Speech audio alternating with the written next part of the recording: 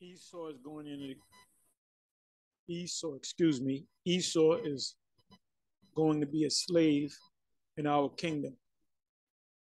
And when we deal with him, we're going to deal with him harshly. Giving all praises to Yahweh Bashem, Yahweh Shai Bashem, Kakodash. There's a video that was put up by Vocab Malone. Vocab Malone is just trying so hard to get get Esau in the kingdom. He must know that he's an Edomite, or he must know that so-called white people are Edomites. Well, you have Israelites that look like white people, so it's not really white. You got black Edomites, meaning tears. You got Edomites who look just like Israelites. The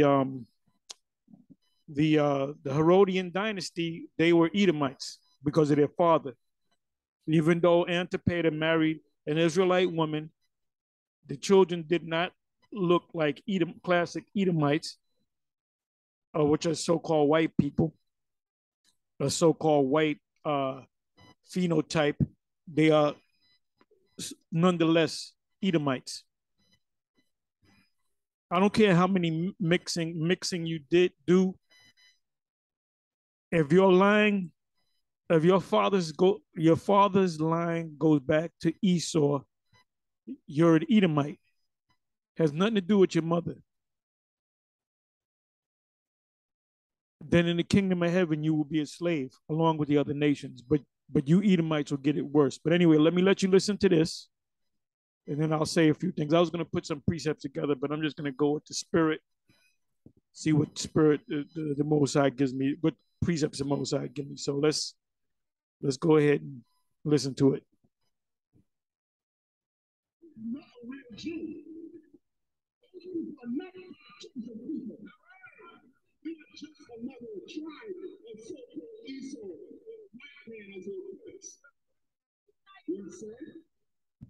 So you heard she said, "Is Esau your brother?" According to the genealogical records, yes, they are a brother. If you want to go by who is the father of Jacob, Isaac. Who is Isaac and Rebekah? Who is the father of Esau, Isaac and Rebekah? But it said that there will be a separation. Y'all already know where I'm going to go. Genesis. Matter of fact, let's go to it. So we got to go back. Genesis.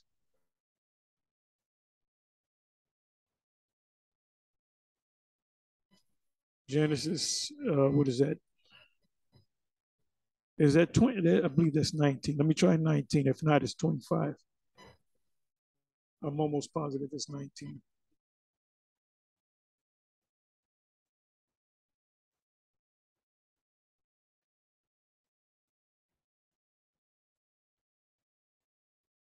I'm sorry.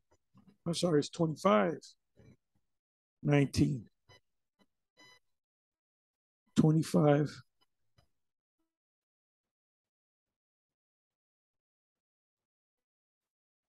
25 and 19.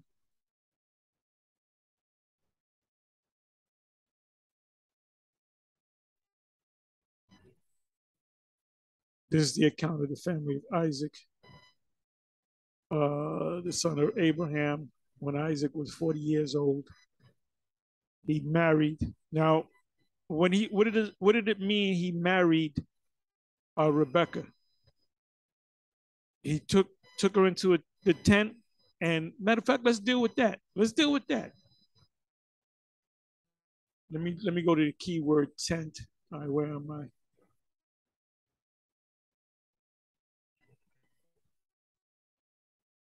Give me a second. Tent. Let's do it that way.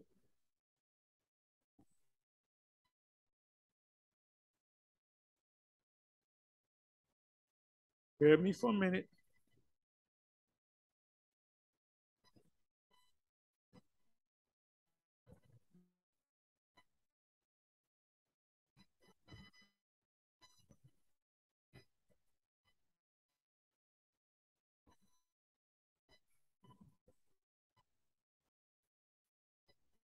Bear me for a minute.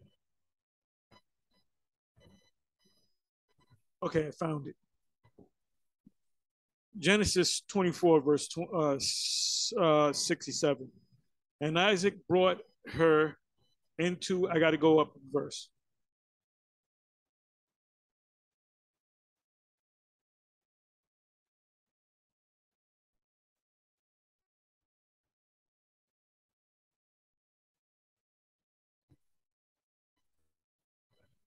Okay, so we got this right here, Genesis 24. We'll start from the 63rd verse. And let's come back to Genesis 25, verse 20. When Isaac was 40 years old, he married Rebekah, the daughter of Bethuel, the Armenian from Aramean from Pandam Aram, and the sister of Laban, the Aramean, also Syrian. So it said they got married, right? Said they got married, right? So let's see, how did they get married?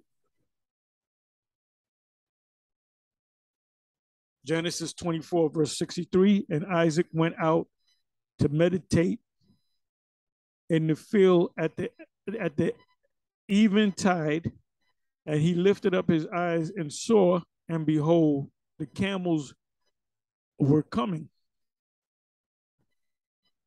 And Rebekah lifted up her eyes, and when she saw Isaac, she lighted off the camel. For she had said unto the servant, what man is this? Now she didn't know that she was getting ready to get popped. She was going to get popped, whether she liked it or not, and she liked it. For she had said unto the servant, what? And even as you can read right here, even Isaac, he was doing what? He was meditating, right? And Isaac went out to meditate in the field at eventime. Now his mother had died, so he was mourning her death. And he lifted up his eyes and saw, and behold, the camels were coming. So he didn't know what was going on, and Rebekah didn't really know what was going on. She didn't know what was going on. For she had said unto the servant, what man is this that walketh in the field to meet us? So she didn't know what was going on. She didn't have no say as to whether she liked the man. Let me get a chance to know him. They just set up. It's called an arranged marriage, stupid. And the servant had said, it is my master. Therefore she took a veil and covered herself. Now this is where these small hats get this thing with the Hasidim community, the Lubavitcher. If a woman gets married, she's supposed to shave her head and put a wig on her head, which is supposed to represent a veil. That's not a law. That's where they got it from. If you look it up, we looked it up, right? Therefore, she took a veil and covered herself. Didn't say nothing about her shaving her head off. That's a tradition of these small hats. So that wig that they put on is supposed to represent the veil that Rebekah put on her head, but Rebekah didn't shave her head. And the servant told Isaac all things that he had done. And Isaac brought her into his mother Sarah's tent and took Rebekah, and she became his wife. So that was the whole marriage ceremony. She jumped off the camel. He grabbed her, took it. Didn't know her from a can of paint, but they said that's your wife. Now she had to be gorgeous, beautiful, sexy. She had to be looking good. And he loved her, and Isaac was comforted after his mother's death. So what comforted him? What took him out of that depression? The fact that he got a piece of meat. And what happened?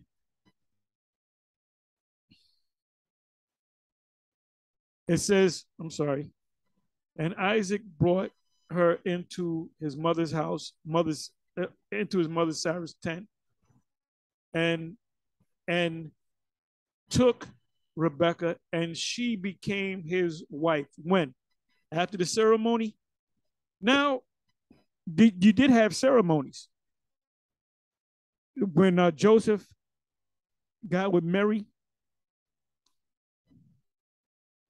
Joseph couldn't wait for the ceremony, and he probably had to have her already in the house, but he had to wait for the ceremony in order to lay with her, go into her. He couldn't wait. I have a friend that got married. I never got married. I got engaged. You come to Israel, you ain't thinking about getting so-called married. But when I was younger, a friend of mine was engaged to be married, and they had to wait. They're Cuban, and they had to wait until the marriage ceremony in order to have sex. Do you know that dude? They were having sex way before the marriage. Way before the marriage. And he loved her, and Isaac was comforted after his mother's death. So what does the word wife? Let's take some words out.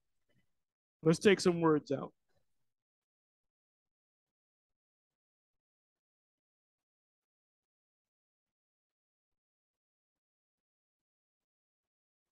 I'm kind of going off left field, but there's lessons within lessons. So let's look up the word. I already know what the word is in the Hebrew. It's laquak.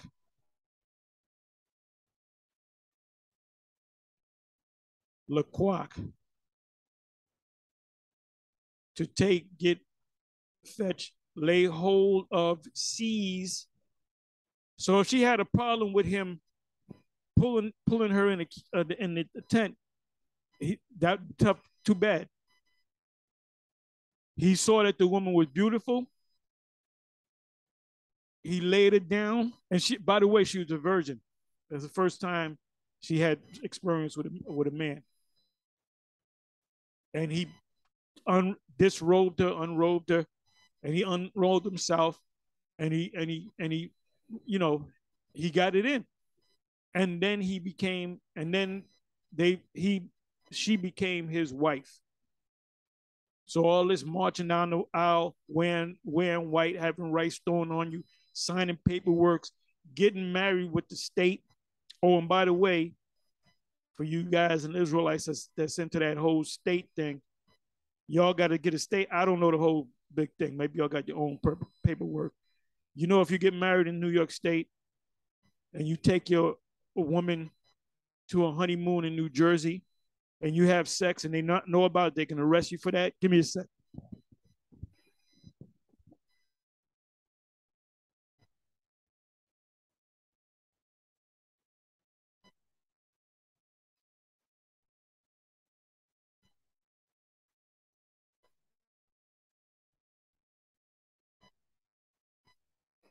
So let's keep reading. So we looked at the word took, right?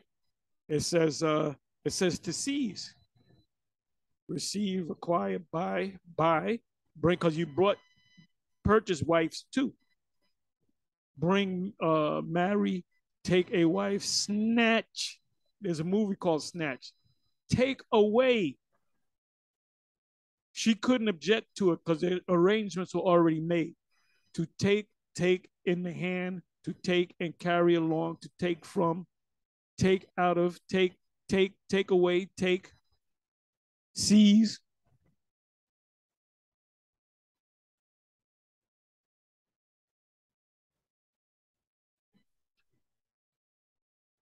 So now we can go to so what does it mean by being married? when Isaac was 40 years old, he married Rebekah. How did he marry? What act did he do to marry Rebekah? He went in unto her. They didn't have no courtship. The daughter of Bethuel. Oh, you know what? Let me do this. That's why it says Aramean. It should be Syrian. Let me go to the KJV.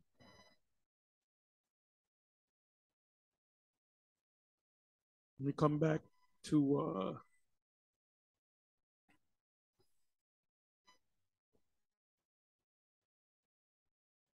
so the word there is married in the NLT.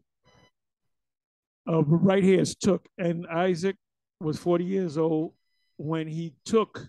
Look, the word there is laquak, to seize. If she had an objection, that was too damn bad. She was gonna get popped. Rebecca to what? To wife. How did they do it? Go back a chapter back to the 24th chapter. The daughter of Bethuel the Syrian, of Pandan Aram, the sister to Laban the Syrian. And by the way, the word abhor not the Edomite, that word Edomite there, it's found one time in the word Syrian. The word Syrian. Because we're going to go into that.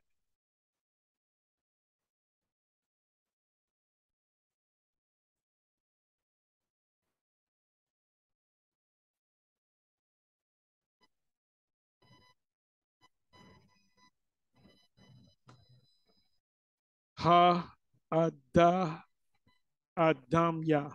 Adamya. That's similar. Matter of fact, let me do this. Let me do this. Let me do this.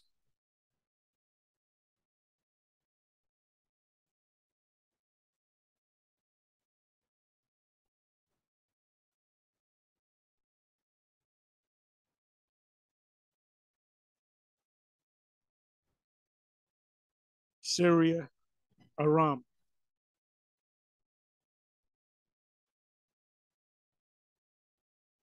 So let's come back over here.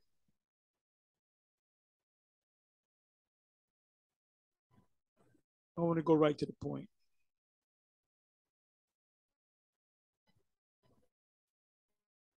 And the children struggled together within her because there was hatred between the children, two opposing forces.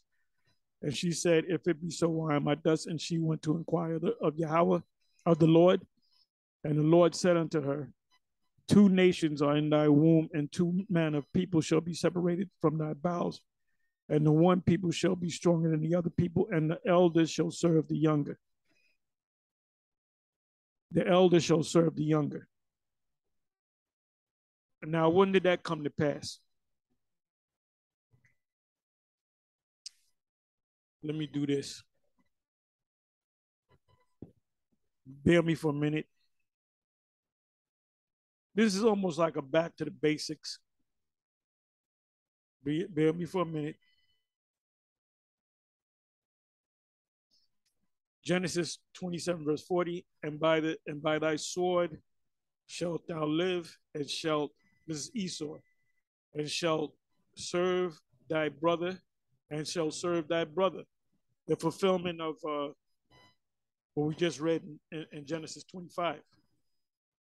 And it shall come to pass when thou shalt have the dominion, when you get back into power, that thou shalt break his yoke from off thy neck. Now let's do this. So you don't think I'm making it up. All this, that scripture that you came up had nothing to do with this scripture right here, Genesis 27, verse 40. So you had this woman that's, I'm sorry.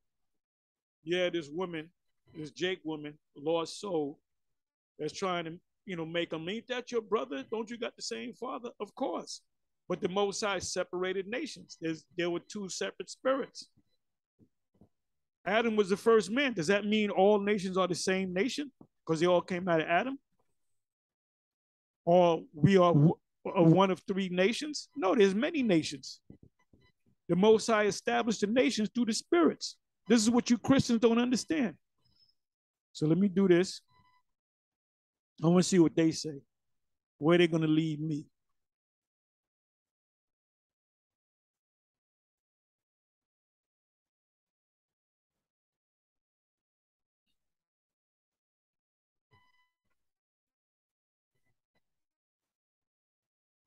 Okay. So this is where they led me. I'm sorry, 2 Samuel 8, verse 14.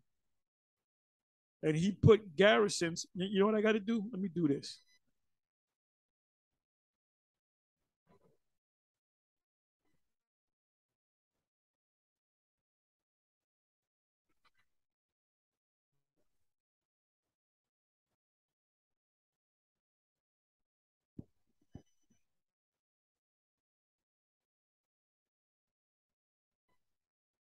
I'll start at the 13th verse. 2 Samuel 8, verse 13.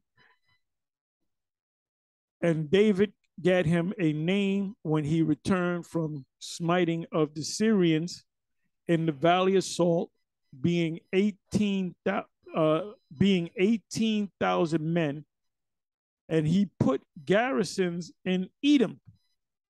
Where's Edom? It was south of Palestine. It was south of Moab, and it was south of Ammon, right? So now, what's a garrison? Now, let's read this.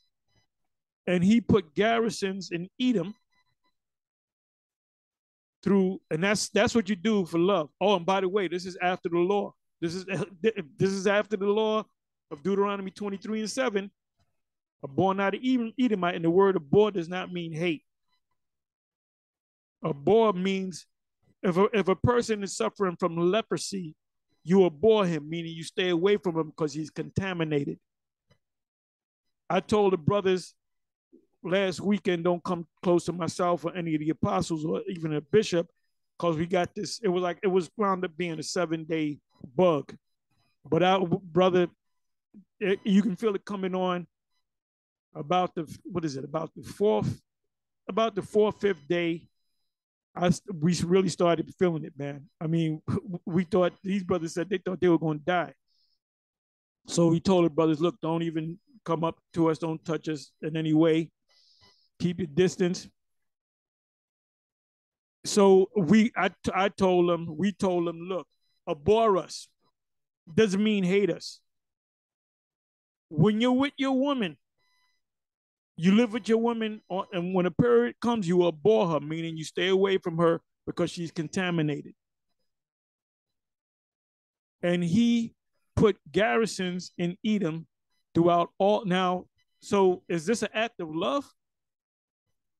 No, this is an act of hate. When you put somebody into captivity, when so-called white people went over to Africa and gathered up Jake to sell him on auction block, did they do it out of love?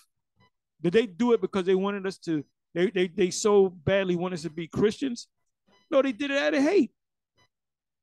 You don't enslave somebody or beat somebody because you love them. It says, and he put garrisons in Edom, throughout the land of Edom, throughout all Edom, the land of Edom, put he garrisons, and all they of Edom became David's what? Servants.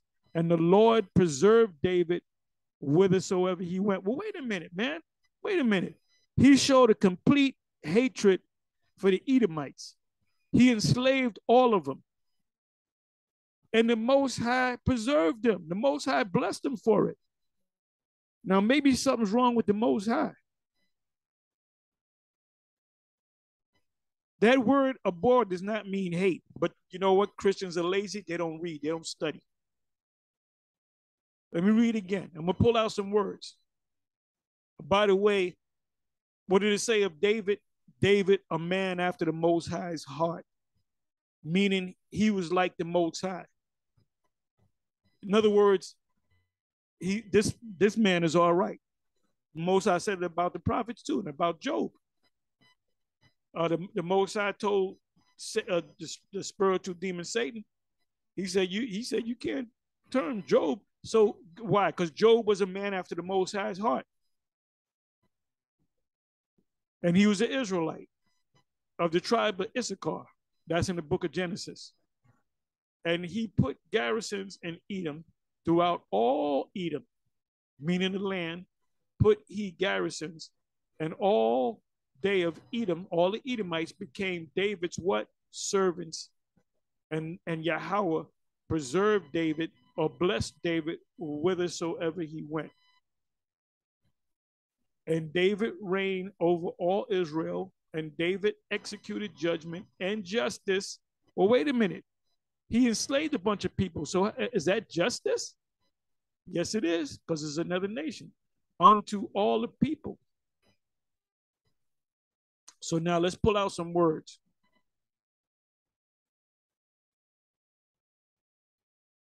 Can we hate Edomite? You goddamn right we can hate them. They're enemies. Amos 1 verse 11. They're no longer our brothers. Matter of fact, I'll go to that in a minute. I said that he put garrisons. Let's look up the word garrisons for you Christians out there. The word there is natazayab. Set over something, place, pillar, perfect, garrison, post, pillar, perfect, deputy. Like you have precincts. You go to the city, you got police precincts, that's a garrison. They guard over the city. Let's take that word out. Let's take that word out. Bear with me for a minute. And let's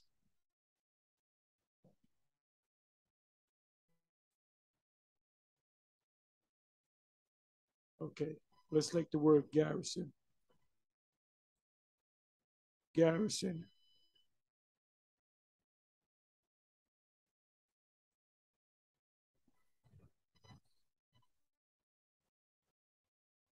So we're going to look up the word garrison.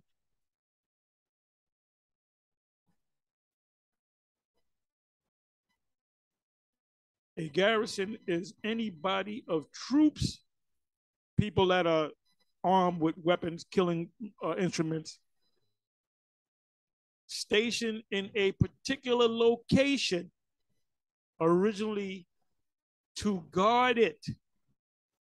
The term now often applies to certain facilities that constitute a military base or fortified military headquarters. A garrison is usually in a city, town, like a city. Garrisons in a city would be a precinct. That's a precinct. Castle, ship, whatever.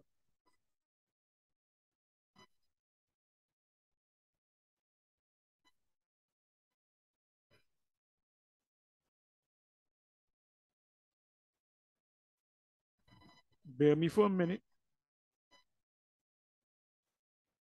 So now let's come back. So we got to do this slow so you Christians can get this. Okay, where am I? I'm a little all over the place. All right, let's go back over here. So now we know what a garrison is, right? It's a military force of military men that surround a community, a city, a state, or whatever. Actually, more or less cities or towns. That's why you have more than one. You have the 44th precinct. You got the 69th precinct. I'm talking about in the city. You got the jurisdictions.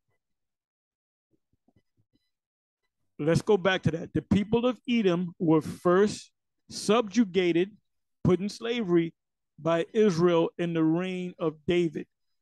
2 Samuel 8, verse 14, basic information. And he put garrisons. Matter of fact, let me go back to that. Let me go back to that. Let me read this again.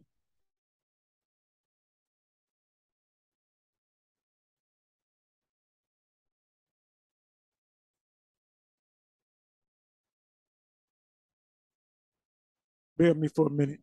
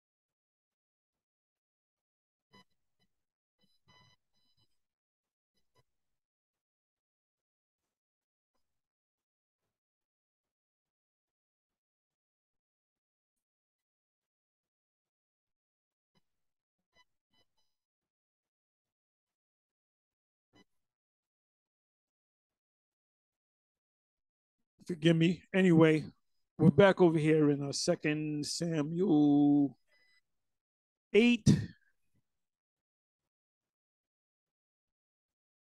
And we'll go right to the 14th verse again. And he put garrisons. So we know what a garrison and precincts, right? He had his troops guard around the whole of Edom. For what purpose? And he put garrisons in Edom, the land of Edom, throughout all Edom. Like now, when you read Amos 9, 12 verse, start from 11 verse, 12 verse, it speaks about Edom. It's talking about the land. It's not talking about the people. We are going to enslave the people, but it's talking about their land. Because after we do away with them pursuant to Obadiah 1 verse 18, then we're going to have that land. We're going to own that land.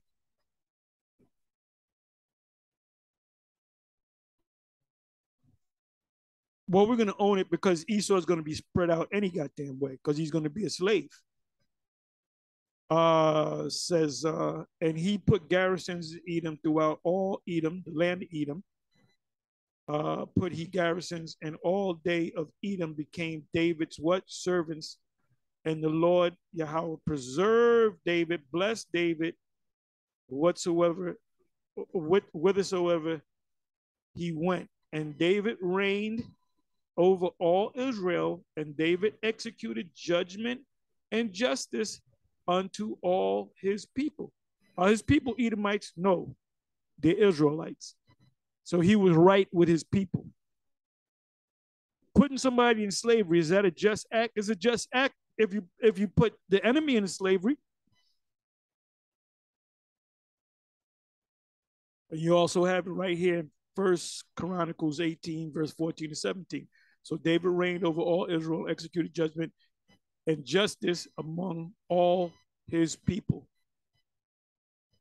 And they were killing Edomite men, the boys and the men, and they were taking the women that were not, the young women, and they were popping them, and they were having children with them too. So that's why you have a lot of Jakes that look like different nations.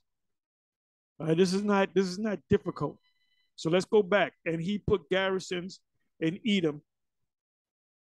That's not an act of love. That's an act of hate. And what did David do? And all day of Edom, all the Edomites became his what? His servants. Let's look up the word servants. Let's look up the word servants. So if you want to say we love them, okay, we love them. But we're gonna show Esau the same love that David, a man after the Most High's own heart, showed the Edomites. So we're gonna do it when we beat the shit out of them. We got them working in the field. We're gonna say this hurts me more than it hurts you, cause I love you, Esau. See how stupid that sounds? Preserve. Let's look up the word preserved. To save, be saved, to deliver, to be delivered, to liberate, be saved, to delivered, to be saved in battle, be victorious, to save, deliver, to save from moral trouble, to give victory to. The saints of the Most High shall take the kingdom, and so possess the kingdom forever, even forever and forever. Who's that given to? The saints. Who are the saints? The Israelites. Okay, so let me see. Garrisons of Edom became David's servants. Let's look up the word servant. The word is ibad.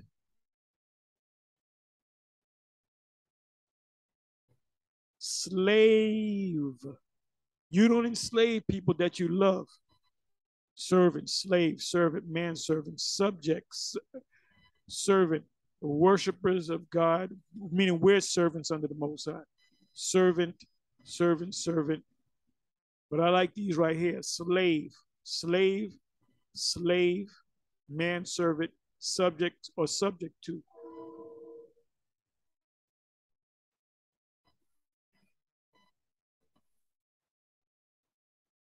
Right. It says, and curse it, Genesis 9, verse 25. And he said, cursed be Canaan. Now, these Edomites use this precept right here to justify, to say that we put them in slavery because they're Canaanites. No, we're not Canaanites, we're Israelites. A servant of servants shall he be unto his brethren.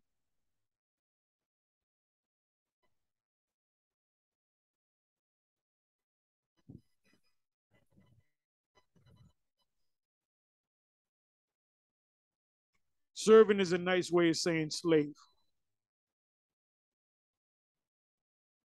You have servants that you pay, and you have servants that you don't pay them shit. You just make sure they eat and they're in their slave quarters.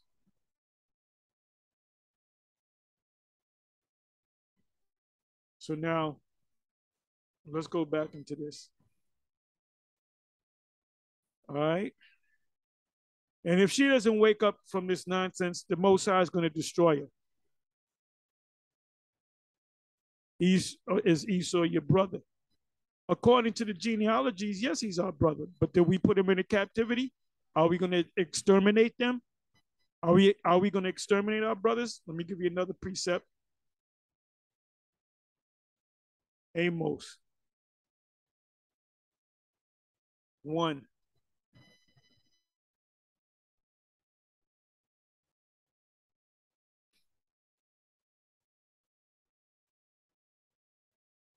Thus saith Yahweh, for 3 transgressions of Edom, the Edomites, and for 4, I will not turn away the punishment thereof. You're going to be punished because he did pursue his brother. What brother? His brother Jacob, with the sword to kill him, and did cast off all pity, and his anger did tear perpetually forever, and he kept his wrath forever. But I will send a fire upon Teman, and that fire is that nuclear fire from the missiles, which shall devour the palaces of Bozrah.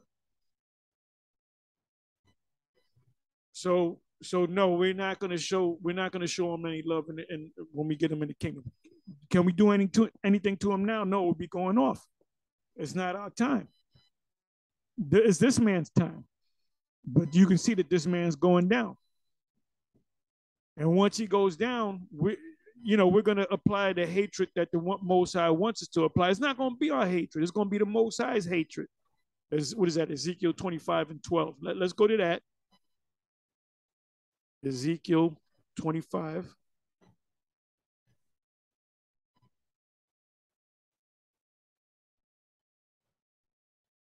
And 12. Thus saith the Lord power, because that Edom have dealt against the house of Judah by taking vengeance and have greatly offended and revenged himself upon them. Now, the fulfillment of that, it says in the New Testament, in the book of Luke, these are the days of vengeance. So when the Romans took us down in 70 AD, key year, that was vengeance for what we did to him when he was Edomite. So the Romans knew that, a lot of the Romans, top elite Romans, knew that they were Edomites, or had to know it. Therefore, thus saith Yahweh, the Most High, I will also stretch out mine hand upon Edom, and I will cut off man and beast from it. And this is getting ready to happen. And they're going to be slaughtered. And I will make it desolate from Teman, and they of Dedan shall fall by the sword, the nuclear sword, the missiles. And I will lay my vengeance upon Edom by who? By the hand of my people Israel. Now, we might say, oh, I love you. I don't want to do it. The Most High made me do it. The devil made me do it. Whatever. You still going to get fucked up. And I guarantee you, ain't no Jake going to have no love in his heart while he's chopping your fucking head off. 14th verse. And I will lay my vengeance upon Edom. And there's so many precepts that's coming to my head right now. By the hand of my people Israel, and they shall do in Edom according to mine anger and according to my fury. You don't have enough fury in your heart. The Most High got to put his fury in your heart. And they shall know my vengeance, saith the Lord. So let's say we do love him. I love him. I love him. But guess what? When that time comes, The Most High is going to put a spirit in me of hate and vengeance to get this damn devil. And all of you are going to be destroyed. Obadiah 8, 1 verse 18. So I can cut this short. Let's listen to some more madness. If you're an Edomite vocab, you're going into captivity. The only hope that you have is that you may very well be an Israelite somewhere down the line. But if you are actual Edomite, if your line goes all the way back to Esau, your future is captivity. No. No. Yes, God drove Esau out.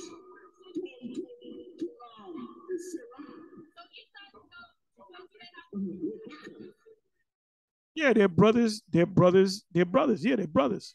One is a wicked brother and one is a righteous brother. The Most High came for one brother, the righteous brother, not for the wicked brother. The wicked brother is going to go into captivity under the righteous brother. It already happened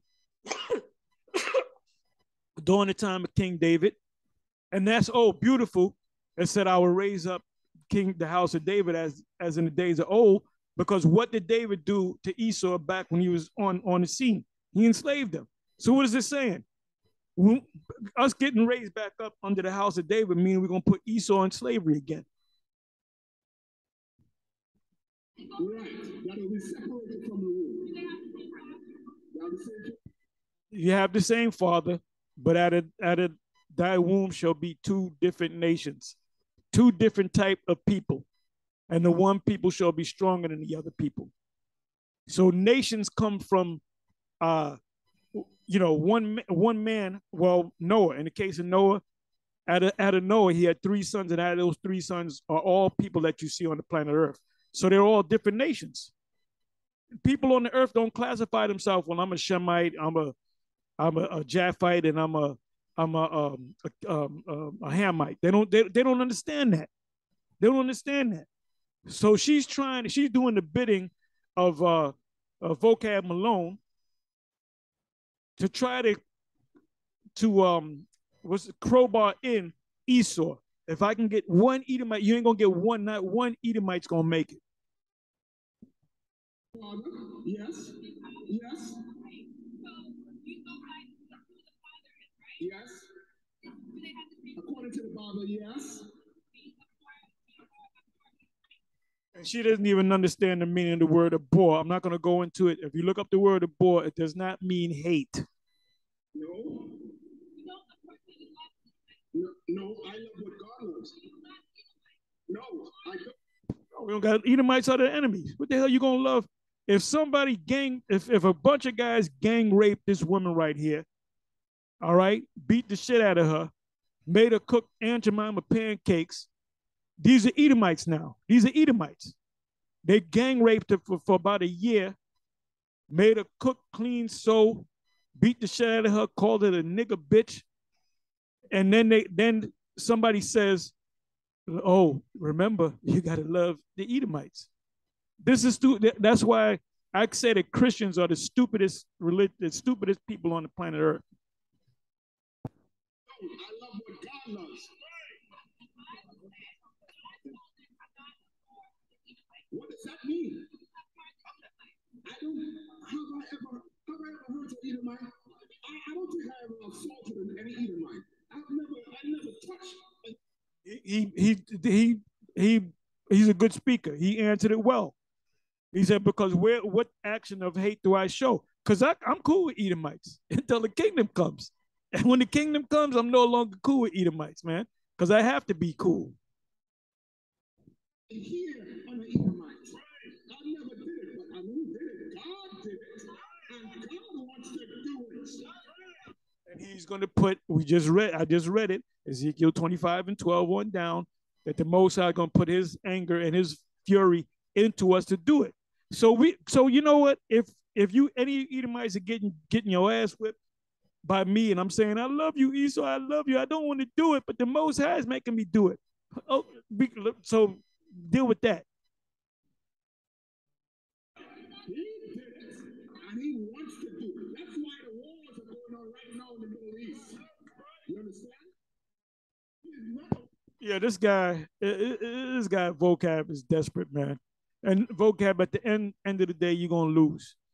And like I said, you better hope like hell that you are not an Edomite. Because if you're an Edomite, your future is slavery. And you're gonna all these nations are going into slavery. You're not gonna be alone, but you Edomites are gonna catch it the worst. Anyway, with that, I'm gonna say shalom.